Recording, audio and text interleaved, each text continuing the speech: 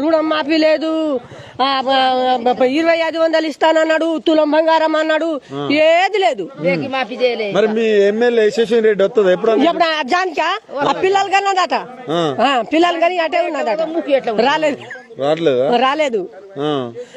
ఆయన రాలేదు, ఈయన రాలేదు, ఎవరు రాలేదు. మాకు ఏది పావుల పని చేయలేదు. మాకు కేసీఆర్ ఉన్నప్పుడు ఎట్లుండే? మంచిగా ఉన్నది. మేము కేసీఆర్ ఉన్నప్పుడు ట్యాంకీలు కట్టింటుండు, రోడ్డుకు పెట్టింటుండు, అన్ని పనులు చేసిండు, రైతు బండి వేసిండు, ఈ గ్యాస్ పైసలు వేసిండు, అన్నిటికీ చేసిండు. కానీ ఈయన దేనికి పనికి వస్తలేడు.